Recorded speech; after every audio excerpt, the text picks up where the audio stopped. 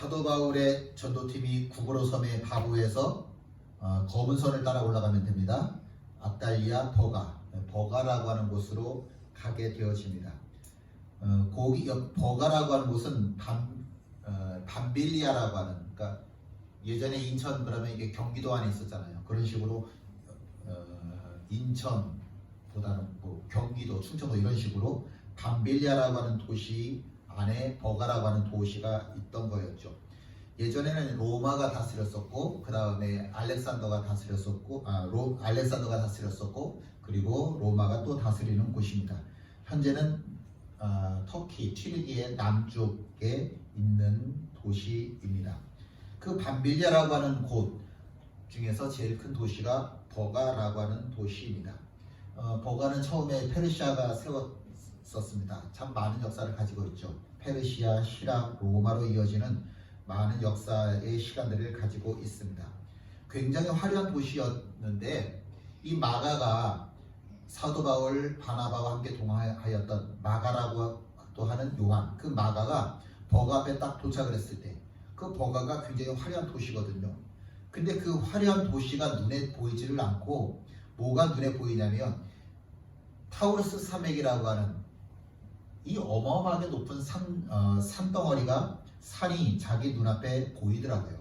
이 산맥을 넘어가야 된다라고 하니까 마가가 진즉에 난 그러면 포기할란다 라고 포기하고 아예 집으로 돌아갔습니다.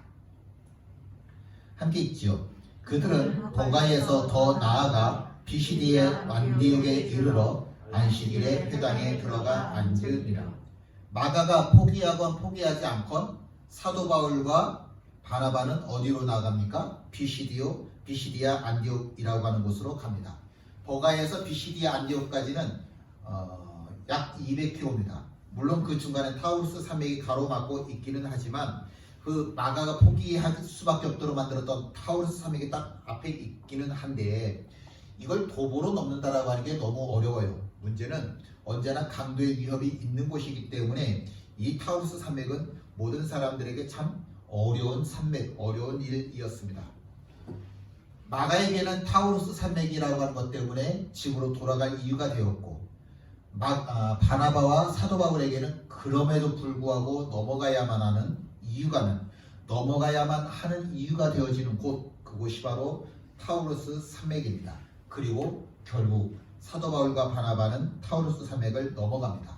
사도 바울은 고린도 후서 11장 26절에 내가 강도의 위협을 만났다라고 이야기를 하는데, 아마도 그것은 타우루스 산맥에서 자신이 강도를 만났던 이야기를 기록한 것 같습니다. 물론 모든 신학자들이 다 대부분 동의를 하는 내용입니다. 아마도 사도 바울이 이때 타우루스 산맥을 넘어가면서 강도를 만나서 꽤 고생했었나 보다 라고들 이야기를 합니다. 그런데 여기서 한 가지 질문을 한번 생각을 해보는 겁니다. 구브로스 섬에서 버가라고 하는 곳에 도착을 했는데, 여기가 굉장히 큰 대도시라고 그랬잖아요. 그런 사람들이 얼마나 많아요. 그냥 나가기만 하면 다 사람인데, 내가 굳이 사람들을 찾으면서 전도할 필요도 없이 사람들로 항상 넘쳐나는 곳이 바로 이곳 버가라고 하는 곳인데, 왜 굳이 비시디아 안디옥까지 넘어가야만 했었을까? 여기도 일이 많은데 굳이 비시디아 안디옥까지 가야만 했었을까? 라고 하는 것, 왜 꼭 가야만 했었을까? 이 지도를 다시 한번 보시면 이 버가 주변에는 압달리아라고 하는 곳도 있죠. 또 나중에 물론 바울이 복음을 전하기도 하지만 옆에 오른쪽에 보니까 루스드라 있고, 그 옆에 굉장히 큰 도시들이 많이 있었습니다. 버가에서 복음을 전하지 못할 것 같으면 마가가 타우루스 산맥을 보면서 집으로 돌아갔다니까요. 그러면 야 가지마, 그럼 우리 요 근처에서 한번 복음을 전하자. 그래서 그 주변에서 복음을 전할 수도 있지 않았을까? 굳이 타우루스 산맥을 넘어서 200km나 더 떨어져 있는 그곳까지 바울이 갔었던 이유는 뭘까? 혹시 특별한 이유는 있었을까? 이 비시디아 안디옥이라고 하는 곳, 여기는 보시면 비시디아 옆에 갈라디아라고 써있죠. 터키라고 하는 나라가 우리나라보다 어마어마하게 큽니다. 이 갈라디아는 그러니 아마 이렇게 생각을 하시면 될 것 같아요. 우리가 갈라디아서의 그 갈라디아인데 우리나라가 북부지방, 중부지방, 남부지방 이렇게 나누잖아요. 그런 식으로 나누자고 한다면 이 갈라디아라고 하는 곳은 중부지방에 해당돼요. 어마어마하게 큰 도시입니다. 그 중에 이제 비시디아라고 하는 곳이 있는 거죠. 사도 바울이 지금 버가라고 하는 곳에서 비시디아 안디옥까지 갔다라고 하는 이야기는 갈라디아 지방으로 들어갔다라고 하는 뜻입니다. 갈라디아. 그 이후에 갈라디아 교회를 방문을 해서 비시디아 안디옥에 도착을 해서 그곳에서 복음을 전해서 우리가 알고 있는 그 사도행전 읽다 보면 이제 계속해서 나올 텐데 이고니온이라든지 루스라든지 더베라든지 이런 모든 지역에 복음을 전하게 되어지는 겁니다. 그렇게 복음을 전하였고 그 모든 곳들마다 다 교회가 세워졌고 나중에 그 갈라디아라고 하는 그곳에 교회가 있기 때문에 따로 이름을 붙이지 않고 갈라디아 교회 이렇게 부르죠. 그 갈라디아 교회에 편지를 보냈는데 그 갈라디아 교회에 보낸 편지를 우리는 갈라디아서다라고 이야기를 합니다. 지금 우리가 이야기하고 싶은 건 이거예요. 왜 굳이 사도 바울이 맨 처음에 배에서 내렸던 버가가 아니라 그 갈라디아 쪽 비시디아 안디옥이라고 하는 갈라디아까지 가서 복음을 전했었을까? 그 이유를 우리가 좀 알아보려고 하는 겁니다. 함께 성경 읽습니다. 내가 처음에 육체의 약함으로 말미암아 너희에게 복음을 전한 것을 너희가 아는 바라. 여기서 육체의 약함이라고 하는 건 뭘까? 표준 세번역 성경에 보니까 이렇게 기록되어져 있습니다. 여러분이 아시는 바와 같이 내가 여러분에게 처음으로 복음을 전하게 된 것은 내 육체가 병든 것이 그 계기가 되었습니다. 그러니까 왜 버가가 아니라 비시디아 안디옥까지 간 거예요? 병이 생긴 거예요. 병이 생겨서 어쩔 수 없이 비시디아 안디옥이라고 하는 곳으로 가야만 했다라고 하는 겁니다. 버가라고 하는 곳은 지역상 저지대에 속해요. 저지대라고 하는 이야기는 풍토병이 많다라고 하는 뜻입니다. 지금도 우리나라는 선진국이니까 좀 덜 위험을 당하지만 동남아 같은 곳에 가서 제일 위험한 병 중에 하나는 말라리아 같은 거죠. 아마 말라리아 같은 병에 사도 바울이 걸렸었던 것이 아니었었을까 생각을 합니다.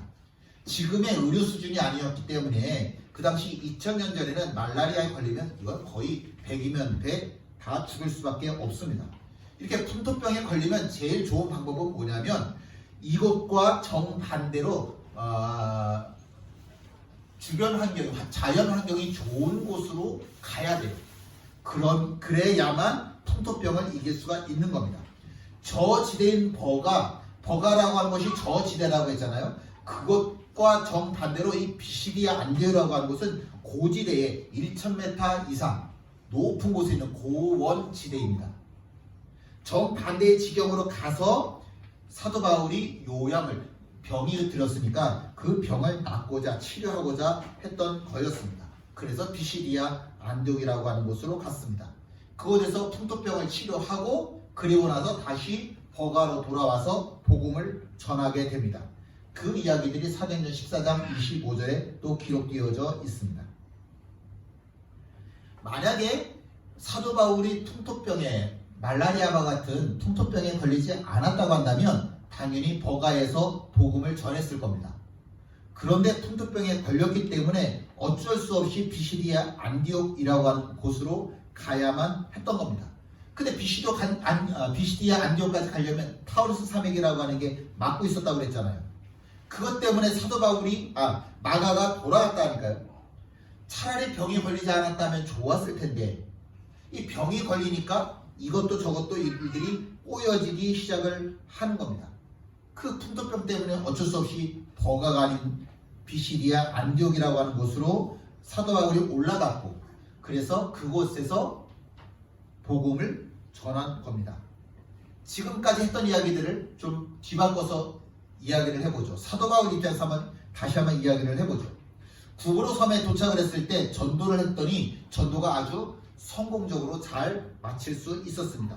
이제 가슴이 뜨거워집니다. 야, 내가 복음을 전했더니 이제 복음의 역사가 일어난다. 이제 내 가슴이 뜨거워졌다. 이 불을 안고 내가 버가라고 하는 곳에 가서 복음을 전하겠다. 그리고 버가라고 하는 곳으로 한 걸음에 달려갔습니다.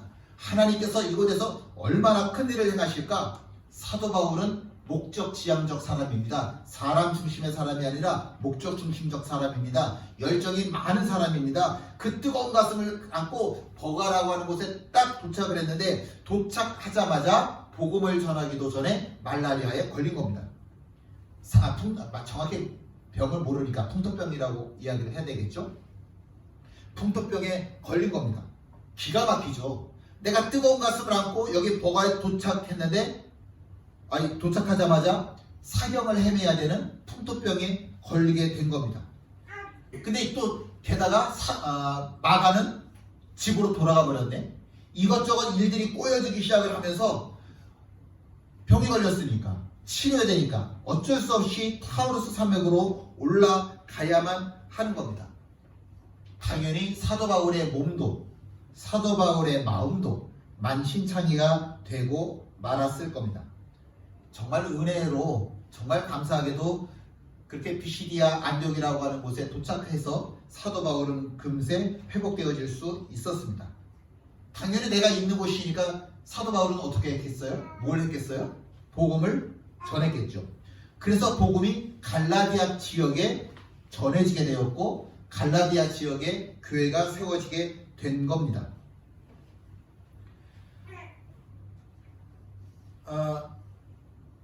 당연히 사도 바울은 자기가 있는 곳에서 복음을 전했겠죠. 만약에 버가에서 복음을 전했다고 한다면 그곳에도 교회는 물론 세워졌을 것입니다.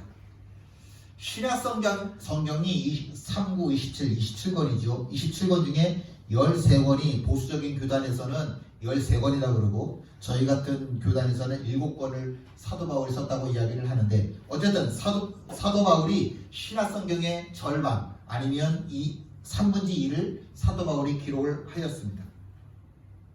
그 중에 가장 독보적인 사도 바울이 쓴 신약 성경 중에 제일 독보적인 정말 잘 썼다라고 하는 것을 두 가지를 꼽는데 하나는 로마서고 하나는 갈라디아서입니다. 두 서신에 다 복음의 진수가 들어있다라고 이야기를 합니다. 로마 교회는 누가 세웠을까? 우리나라하고 참 흡사한데 특별하게 선교사가 가지 않았음에도 불구하고 자생적으로 생겨난 곳이 로마 교회입니다. 선교사가 필요 없었어요. 그냥 어떻게 된 건지 모르겠는데 마치 민들레 씨앗이 서울에서 대구까지 날아가는 것처럼 복음의 씨앗이 로마에 떨어졌고 그래서 복음의 씨앗이 로마의 교회를 세우게 되어진 겁니다.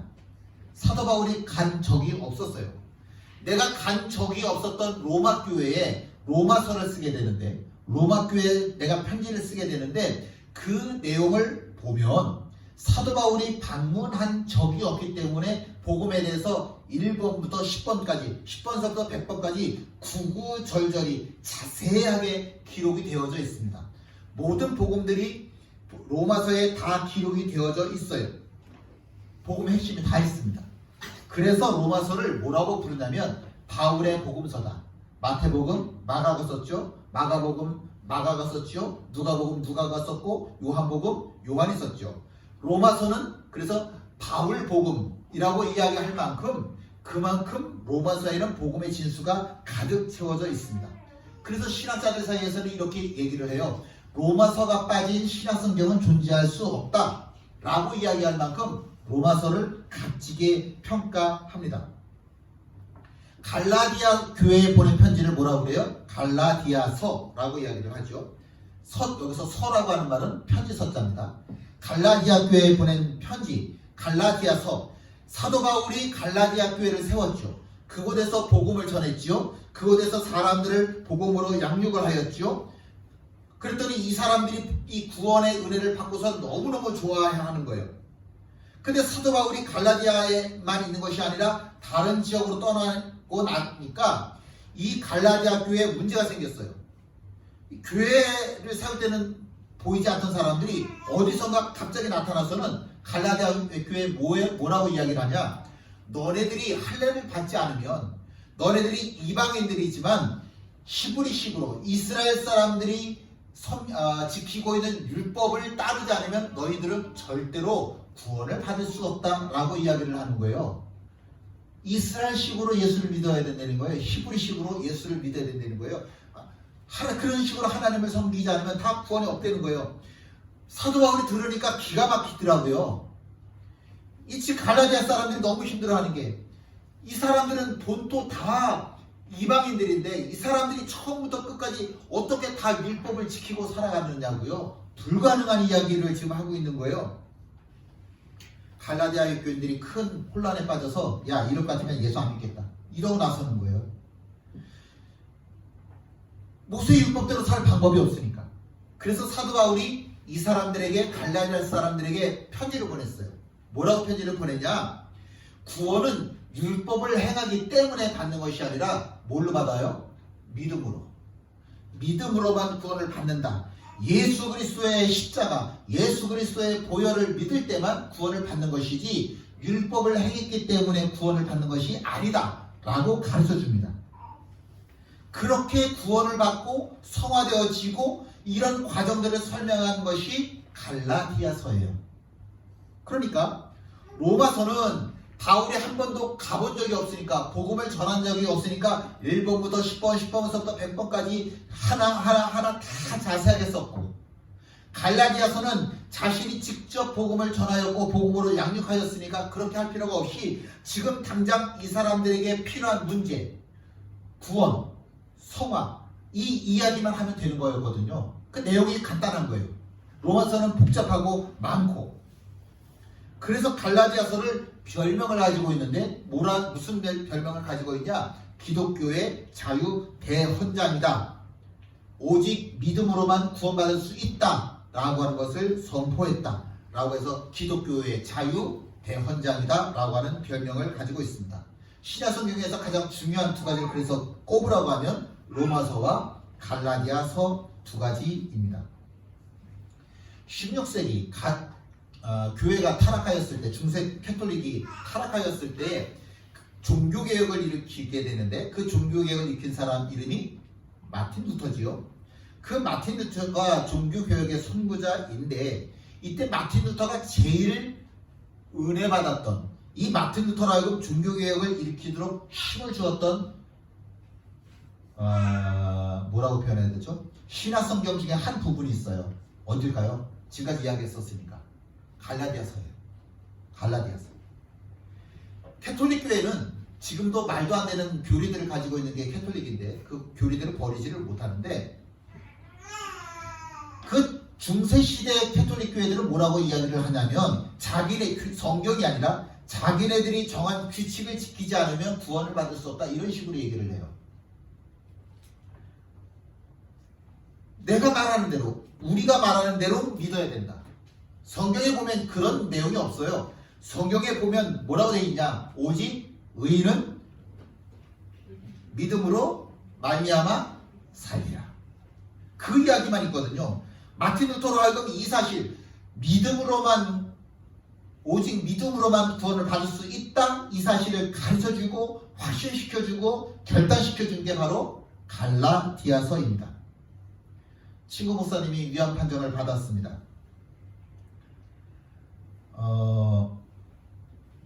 10년이 13, 14년 이렇게 된 것 같은데 벌써? 처음에 위안 판정을 받았을 때, 위에 산문지를 다 잘라내고 났을 때 할 수 있는 게 뭐가 있겠어요? 그러니까 아침에 눈 뜨면 찬송가 1장서부터 582장까지 쫙 처음부터까지 다 읽는 거예요. 다 부르는 거예요. 그리고 창세기 1장서부터 요한계시록 22장까지 다 읽고, 이걸 반복을 하고 반복을 했어요. 그거 말고 목사가 아니라 모든 예수쟁이들이 다 마찬가지겠지만 내가 특별히 할 수 있는 게 없었죠. 그렇게 성경 처음부터 끝까지, 찬송가 1장서부터 끝까지 다 부르다 보면, 읽다 보면 느껴지는, 고백되어진 게 뭐냐면, 야, 성경이, 찬송가가 전부 나를 위해서 쓰여졌구나. 그 고백밖에 할 수가 없더라는 거죠. 그래서 그 목사님 이야기는, 내가 위암에 걸리기 전과 내가 위암에 걸린 이후가 나는 설교가 인생이 완전히 달라졌다라고 이야기를 합니다. 후배 목사님 중에 신장 이식 수술을 세 번 받았나? 2번 받은 거구나. 신장 이식 수술을 2번이나 받은 후배 목사님이 있습니다. 이 후배 목사님이 이야기하는 걸 늘 듣다 보면 늘 죽음과 생명을 이야기를 해요. 늘 죽음과 생명. 죽음이라고 하는 게 늘 자기 주변에 있으니까 죽음과 생명을 늘 이야기를 해요. 근데 2번째 신장 이식 수술을 받고 건강해졌거든요. 그때부터는 죽음 대신에 뭘 많이 이야기를 하냐면 생명을 이야기를 해요. 그 누구보다도 메시지를 설교를 할 때 이 후배 목사님을 보면 생명에 대한 열정이 굉장히 강해요. 죽음이라고 하는 것을 경험을 하고 나니까. 멀쩡하던 친구 목사님이 정말 건강하거든요. 정말 건강하던 목사님인데 탁구를 치다 말고 푹 하고 쓰러졌어요. 그리고 의식을 잃었어요. 너 탁구 치다 쓰러졌어. 내가 쓰러졌어? 아무것도 기억을 못해요. 그래서 나 괜찮아. 119까지 앰뷸런스까지 왔었는데 나 괜찮아 말짱해. 그럼 아무렇지도 않게 여기다가 또 픽 하고 또 쓰러졌어요. 근데 시초 세브란스 병원에 어떻게 연결이 돼서 수술까지 금세 받을 수 있게 됐어요. 그렇게 수술대 위에 자기가 누워있는데 이 친구 목사님 머릿속에 떠오르는 생각이 딱 한 가지밖에 없더라는 거죠. 세상에 십자가의 은혜를 다 누리고 모든 죄를 다 회개하고 십자가의 모든 은혜를 다 누릴 수 있는 사람이 이 세상에 몇 사람이나 될 수 있을까? 나야말로 모든 죄에서 구원받은 사람이지. 나야말로 은혜 받은 사람이지. 그게 너무너무 이게 수술대 위에 누워가지고서 그 생각이 들더래요. 그렇게 감사가 되더래요. 난 이미 구원받은 사람인데. 그래서 뭐라고 기도하냐? 수술 막 들어가기 바로 직전에 무슨 기도를 했냐면 주님의 뜻이 내게 이루어지이다. 그걸 기도하게 되더래요. 주님의 뜻이 내게 이루어지이다. 그리고 기도를 했는데 자기는 그렇게 대수술을 받는지 몰랐대요. 그 수혈을 4시간 동안이나 받았는데 그 수술 과정이 어떻게 뭐라고 표현을 해야 될까요? 자기가 고백하기에는 이건 하나님의 은혜 아니면 이렇게 진행되어질 수밖에 없다라고 그렇게 고백되어지는 그런 수술의 시간들을 누리게 되었다는 거죠. 그리고 딱 눈을 뜨고 나서 하는 이야기가 너 수혈을 4시간 동안이나 받았어. 그래서 너 살아난 거야 라고 이야기를 해주는데 그 이야기를 들으면서 누군가가 피를 나눠주었기 때문에 누군가의 피가 있기 때문에 내가 이렇게 새 생명을 누릴 수 있었구나. 이게 다 하나님의 은혜구나. 내가 살아야 될 이유가 분명하구나. 하나님께서 날 살려주셨구나 라고 고백되어지더라는 거죠. 사도 바울이 갈라디아서를 썼죠. 그 갈라디아서가 복음에 대해서 강력한 메시지를 담고 있는 이유. 왜? 그가 죽음을 경험했잖아요. 그가 죽음을 경험하고 나니까 그가 하는 메시지 하나하나가 얼마나 강력하게 전파되어지는지 모르겠더라라고 하는 거죠. 내일을 살려면 뭐가 필요한지 아십니까? 내일의 은혜가 필요합니다. 우리가 10년 후를 염려하고 걱정하는데 10년 후에 뭐가 필요하냐? 10년 후에 필요한 더 큰 은혜가 우리에게 필요한 겁니다. 새로운 사명 앞에서 죽음의 위기를 좌절을 겪어야 했었죠. 근데 그때마다 하나님께서 나를 살려주셨네. 그때마다 내가 죽을 꿈에서 살아날 때마다 깨닫는 것, 하나님께서 내게 새로운 사명을 주시는구나. 새 은혜를 주시는구나. 그렇게 고백되어지는 거죠.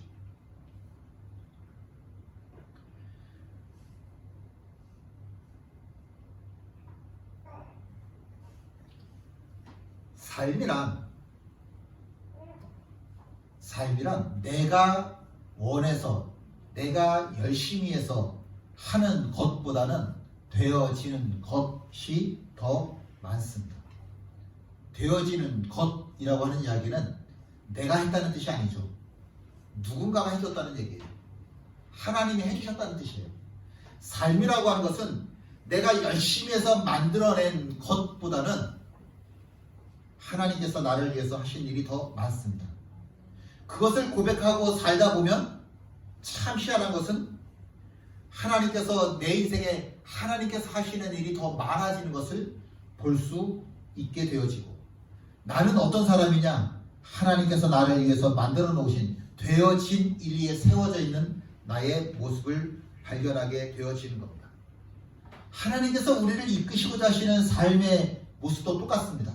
하나님께서는 나의 삶을 어떻게 이끄시고자 하시냐? 내가 열심히 해서 세워진 모습으로 나를 이끄시는 것이 아니라 하나님께서 나를 위해서 하신 은혜, 그 은혜의 자리로 나를 이끌어 가려 하시는 거죠. 사도 바울은 다메섹으로 예수쟁이들을 박해하기 위해서 달려가던 사람이었습니다.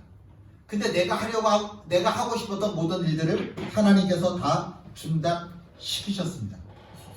어느 날 눈을 떠보니 내가 되고 싶었던 사람이 아니라 하나님께서 만들어 놓으신 사람으로 내가 되었더라고요. 그게 예수쟁이죠. 내가 원했던 모습이 아니라 내가 원하지 않았었는데 전혀 다른 모습으로 하나님께서 나를 만들어 놓으셨는데 그게 예수쟁이였다라고 하는 겁니다. 나는 복음을 전하기 원하였는데 하나님께서 스톱, 기다려 라고 말씀하셨고, 그렇게 내가 기다리는 동안에 하나님께서 나를 되어지는 존재로 만드셨는데, 은혜 안에서 기다리다 보니 하나님께서 이렇게 또다시 복음을 전하는 사람이 되게 하신 겁니다. 어떤 사람이 성숙한 신앙의 사람입니까? 은혜로 농익은 사람. 너무너무 은혜로 익어진 농익은 사람. 그게 바로 성숙한 신앙인이고, 그게 바로 성화입니다. 그게 되어진 존재예요. 내가 애써서 어떤 사람이 되려고 하는 게 아니라 하나님께서 나를 이끌어 가셔서 나를 만드시고자 하신 그 모습으로 되어진 존재, 농익은 존재, 되어진 사람. 그는 그렇게 농익은 사람이 되어졌습니다. 함께 있습니다. 그러나 나는 하나님의 은혜로 오늘의 내가 되었습니다. 나에게 베풀어 주신 하나님의 은혜는 헛되지 않았습니다. 나는 사도들 가운데 어느 누구보다도 더 열심히 일하였습니다. 그러나 이렇게 한 것은 내가 아니라 나와 함께 하신 하나님의 은혜입니다. 그러나 이렇게 한 것은 내가 아니라 나와 함께 하신 하나님의 은혜입니다.